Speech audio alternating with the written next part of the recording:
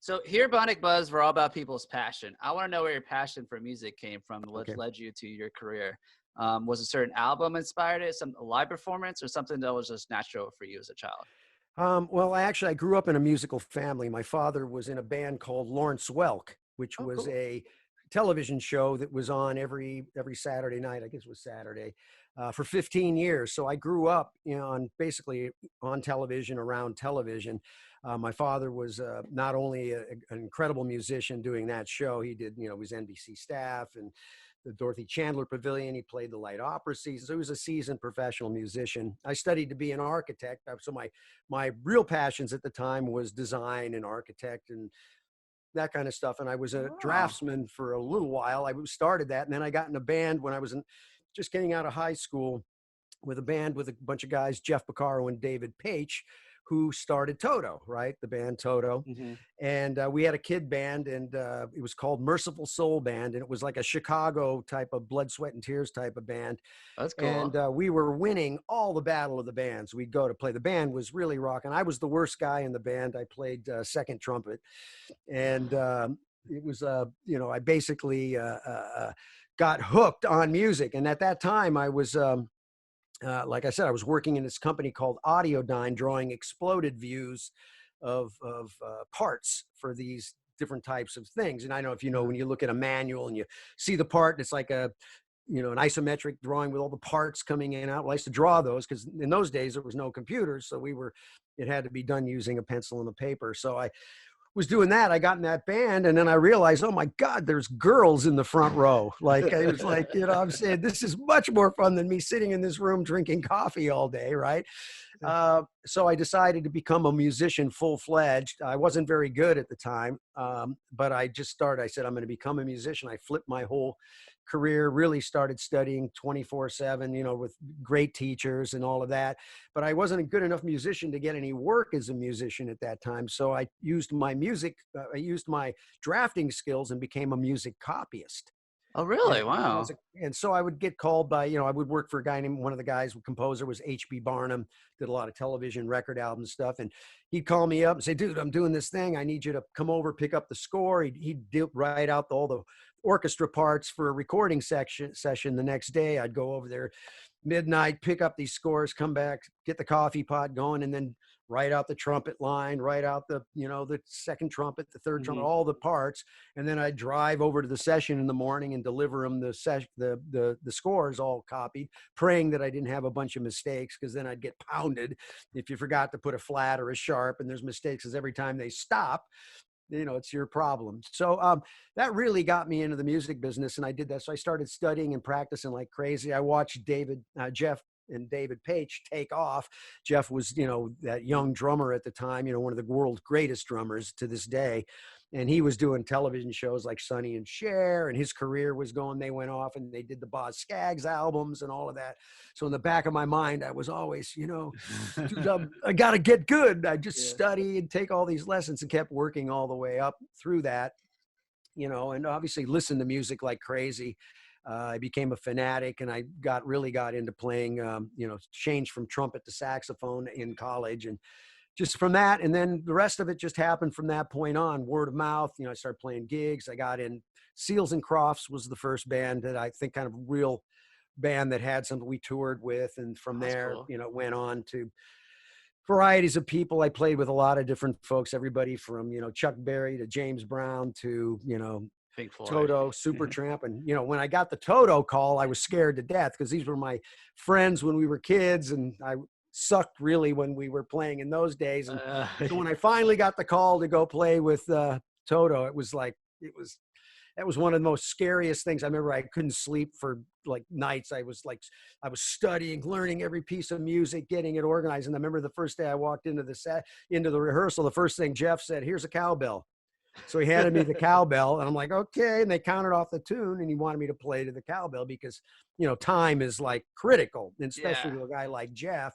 And I've been a, you know, a metronome fanatic. Everything I do is with playing with a metronome for years. I owned one of the first Lynn drum machines. I remember that when I think it was number 5 I bought when so in the drum machine market. So I've been really about time and all of that.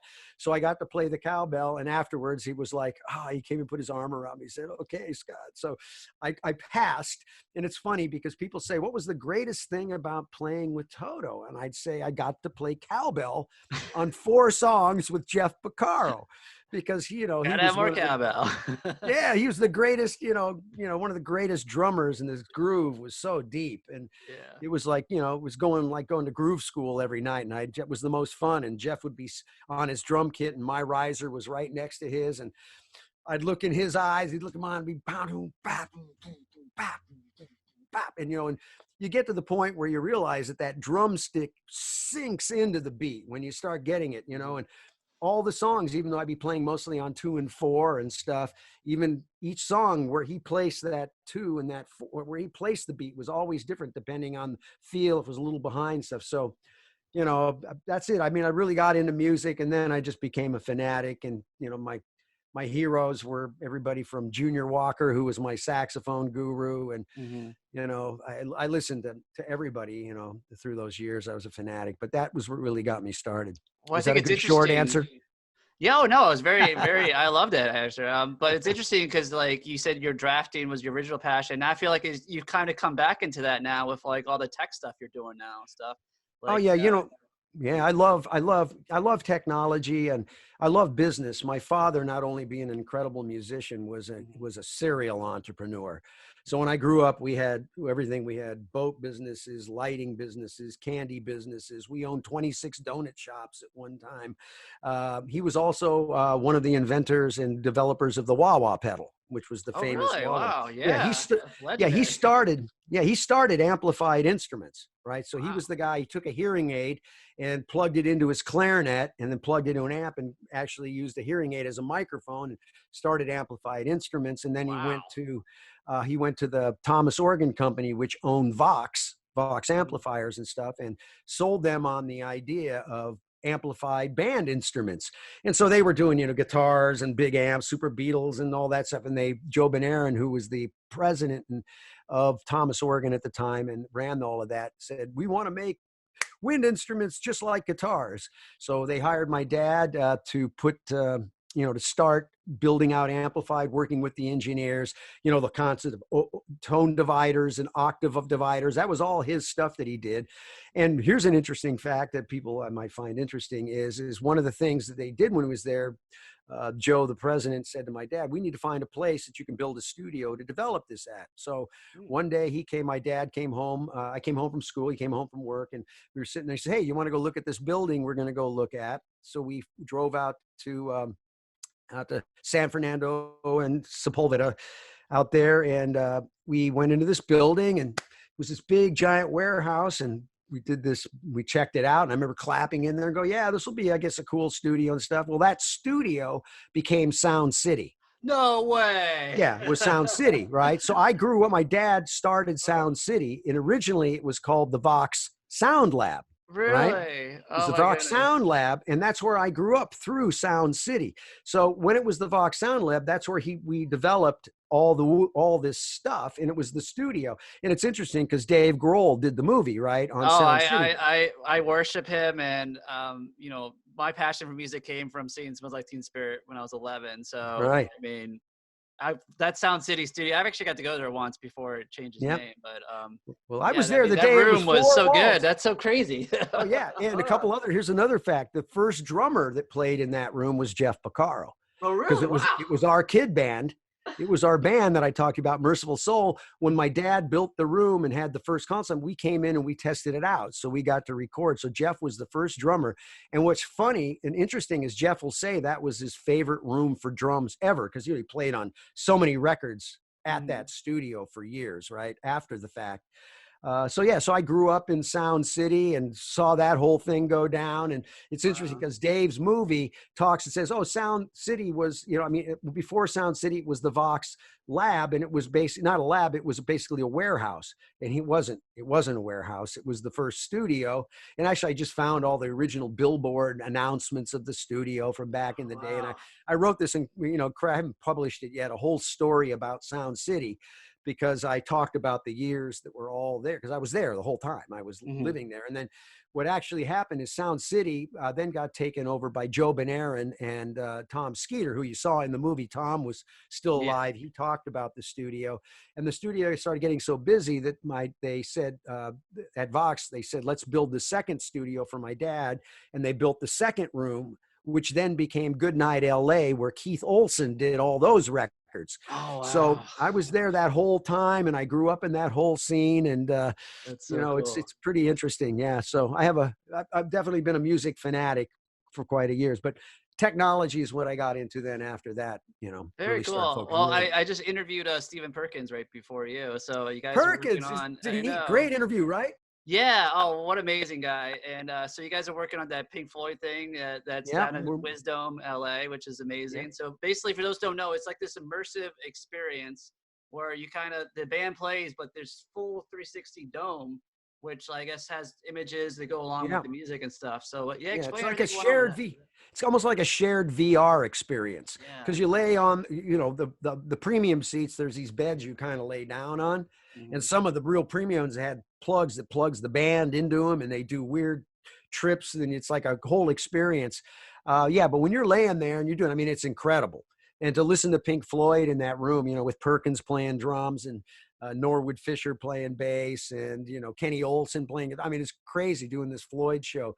But Perkins is without a doubt one of my favorite drummers, and I'm really happy to play with him. We're partners in Think, and so I get to work with him a lot, and he's really honest to God. I mean, I played with a lot of great drummers, and I'm a real fanatic about drummers because I'm such into the time side of things. And I've been able to play with, I played in Mick Fleetwood's band, when he's one of the greatest straight eighth drummers on the planet. Played with Jim Keltner for years. I played in my band, the Hang Dynasty, Greg Bissonette, obviously Jeff Beccaro, who was one of the greats, Kenny Aronoff.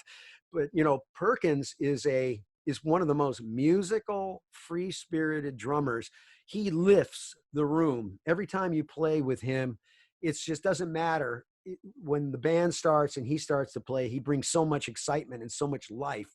And his time and his groove is so good. It's not like he's not like those guys that are so metronomic, right? Yeah. He plays musically. He plays. If it needs to pick up a little pick up, it'll bring it down. And like I said, when you got Perkins on the gig, no matter what, the band will sound good. Very cool. So is there anything else in the works for you? I know you got your hand in a lot of different stuff. Well, we're this COVID thing basically threw a giant monkey wrench in everybody's lives, right? Sadly. I mean, it's been crazy. This was going to be our biggest year for Think. We had done our first couple of years of testing and validating ideas because, I realized, as a technologist, as a business person, you can't sell music anymore. There's nowhere to sell it, and downloads, you can't make it. So you can't really make money selling music, so trying to figure out what you can sell. And, the things that you can sell is an experience. People will pay for an experience. And then the next is the relationship and the lifestyle, right? So if you have the right kind of relationship with the fans, you have a lifestyle they want to follow, there's things you can do and products you can sell. So now with the COVID thing, after we lost Jazz Fest, we lost Europe, we were putting up a giant immersive dome theater at the Queen Mary, and all these giant things we were working on, big shows, boom, stopped directly. And so now, and actually what's interesting about it is, to be honest, it really didn't matter to me. I mean, I'm one of those people that, the past is gone. The future has no value until it happens, right? There's the only thing that's real is you and me talking. So this is all I care about, right? Because it's the only thing I can affect and what's happening at the moment. So I just said, all those other gigs were things that were booked, but they didn't happen. Who knows? I could have went to New Orleans and fell down and smacked my head and been over. Maybe it's the best thing that ever happened to me. So I just let it go and just realized that I think this is one of the greatest entrepreneurial times we'll ever see at least in my lifetime. as an entrepreneur, because all of a sudden there's all these new products. You know, we were at BC before COVID, and now we're AC after COVID, or I guess we are icy in COVID right now, but we're going yeah. to go to Well, speaking of positive for me, like, I mean, I used to always do red carpet interviews. That's it. But we would probably only get like a minute or 2 minutes on the red carpet interview. Now with the Zoom, I can really dive in and really tell some interesting stories and really get to know people. So I kind of like that aspect of it, you know? Yeah. So, I mean, it's changed the entire behaviors, you know, as a technologist, and it's kind of where my head, I've been in the business of technology and entertainment, kind of mashing those two together, bringing the art and everything together. I look out there, and we knew through Zooms and all this stuff that we were moving towards hives, this more communicative two-way kind of connectivity, that it was coming, but it was going to be some years off before that would adopt. This thing was like in 4 months, boom, we just accelerated 5 years, right? And so for me, it's like, I'm looking at it going, wow, this is incredible new experience. So how do we reinvent live? How do we incorporate live, you know, with, you know, the BC or the AC type of thing, where we've got a social distance, and that can be a premium layer. And then we've got streaming, right, which is the other piece. But one of the great parts of the streaming now, I mean, streaming is one thing, and that's fine. I can sit back and watch YouTube or whatever, and that's great. But it's really the two-way aspect of streaming that really interests me. So we just did this experiment, Perkins and all of us, the Think band, the ThinkX, and we set up in a warehouse, in a sound stage with big LED video walls, full lighting, the whole thing. But we put 18 80-inch monitors around the band, and then we brought everybody in through Zooms. Oh, so we that's brought cool. the entire audience up so that we were, you know, 10 feet away from all these screens, and we're looking at everybody, all our fans and all our friends. And then after songs, I could talk with people, right? I could bring them into the stream with us and be part of our whole show. And the experiment was to see how it felt for the band, right? Because it's one thing to play in a studio by yourself, but to have audience. So we wanted the audience. So we brought that in, and it was incredible. I mean, the experience was fantastic. The fans loved it. We loved it. It felt like we were actually playing in front of people. And then the third thing that we're bringing, that I'm really looking at, I started looking at, well, what are the other phenomena that are happening right now that we can take advantage of? And it's really delivery service. We now have deliveries being done all the time. People are getting used to, I mean, I'm on my Amazon freaking all the time. Yeah, me too. And it's coming in. I don't even think about it anymore, man. I'm trained. I'm like there. People using food services. You got, you know, Uber Eats. You've got, you know, DoorDash. You've got, you know, all the different type of services. So I'm really interested in combining the concept of, well, we can do live for small people. We can do this premium service, bring certain people into the streams, and then we can have an experience that can happen in the home or somewhere else. So now I can say, well, I can deliver things that can actually go along with our show that people can have to create their parties and stuff at home and place where they'll have trusted sources, right? I think people are going to be not so much going into clubs and hanging out, but they're going to have their pals and their friends where they feel comfortable. They're going to come home and, you know, try to really think about, you know, Super Bowl. People get together for Super Bowl parties. So my goal is to create events that create this experience, bring it live, bring it two-way, and then being able to create things that people can actually do to interact and be part of it. So they're really the interactive experience, and that's what we're working on. And we're right at the point where in the next about 30 to 45 days, we're launching a whole series of shows with this concept. And yeah, I'm very excited about it. You know, I think love it's a it. real opportunity. Where can people stay up to date, website, social media wise, with everything going You know, on? for me, it's like, I guess, first of all, just if you want to find out about Think Experience, just type into Google Think EXP, and you'll see videos, our dome shows, there'll be interviews and things, and you can find the links for our social and stuff. All my social is IAM Scott Page, SCOTTPAGE. That I am Scott Page, because that's who I am. I guess I'm Scott Page. At least I was 10 minutes ago. So I'm Scott Page. And then you can just kind of find everything from there, because that's all the socials pretty much the same. All right. Thank you so much, Scott. And we'll catch up down the road. All right. Dude, anytime. I like Bionic Buzz. Go Bionic Buzz. And it's so fun that I didn't know I really knew you. So this is really cool. Yeah, it's funny because they sent me a list and I was like, Scott, I know him. Oh, yeah. Yeah. Good. Go, man. Congratulations on your show. And Thank this you. is cool. You get to do this, right? It's amazing. You get to sit home now, use all this tech. Crazy. Yeah, no, like I said, I'm thankful now that I can actually really do some long interviews, and I actually turned into a podcast too. Before it was just YouTube only. Absolutely. So Yeah. all right, thank you All so right, much, my Scott. friend. Take Thank you very care. much. Take care.